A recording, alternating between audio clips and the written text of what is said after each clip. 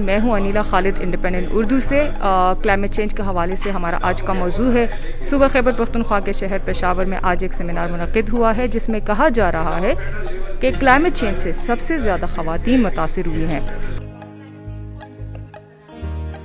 اگر آپ دیکھیں تو ویمن جو ہیں they are primary users of forest, وہاں سے وہ فیول وڈ لاتے ہیں and they are primary users of water, domestic water. تو یہ پرائمری یوزرز ہیں. تو اس وجہ سے جب ان چیزوں کے اوپر اثر انداز ہوتا ہے تو ڈائریکٹلی وومن اس کے اوپر اثر انداز ہوتا ہے. دنیا میں جو ماحولیاتی تبدیلی آ رہی ہے، کلائمیٹ چینج جسے کہا جا رہا ہے، یہ ایک کرائسس کی شکل اختیار کر چکا ہے.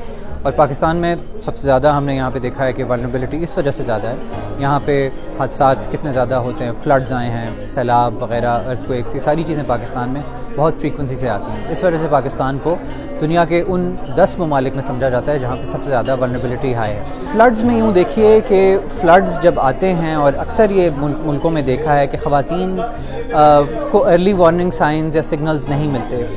شاید ان کے پاس فون نہیں ہوتے، شاید ان تک خبر نہیں پہنچتی، خبر مردوں تک پہنچتی ہے، اور ان کا رسپانس ٹائم ایک فلڈ آنے لگا ہے. اور خواتین، یہ بنگلہ دیش میں دیکھا گیا، انڈیا میں دیکھا گیا، پاکستان میں بھی دیکھا گیا کہ زیادہ اموات خواتین کی ہوئی ہیں. وہ اندر تھیں، وہ گھروں کے اندر تھیں. اور ایک ہمارے یہاں کلچر ہے پردے کا، جس کی وجہ سے خواتین گھر سے باہر نہیں نکل سکتی یا نہیں نکلنا چاہتی.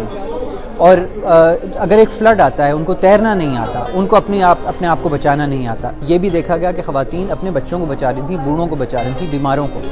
ایسی سچویشنز میں خواتین ان زلزلوں میں دب کے مر جاتی ہیں، یا سیلاب میں same goes for earth quick. یہ چیزیں ہم نے بارہا دیکھی ہیں. بہت مشکل ہے ان چیزوں سے ریکنسائل کرنا، لیکن یہ پاکستان کی ریالٹی ہے. اگر آپ کے پی کو ہی دیکھ لیں تو کے پی میں جیسے پردہ آبزرو ہوتا ہے، تو اگر پردہ دار جو ایک خاتون ہے جب وہ جائے گی تو کیمپ سیٹنگ میں وہ کس طرح سے بیٹھے گی؟ اس کو تو پھر بالکل چھوٹے سے اس میں جو اس کا ٹینٹ ہوگا اسی میں رہنا پڑے گا نا. اور باتھ روم کے لیے بھی انتظار کرنا پڑے گا، نہانے کے لیے بھی انتظار کرنا پڑے گا، ہر کام کے لیے انتظار کرنا پڑے گا کہ جب باقی لوگ نہ ہوں تب وہ جا کے یہ کام کر سکے.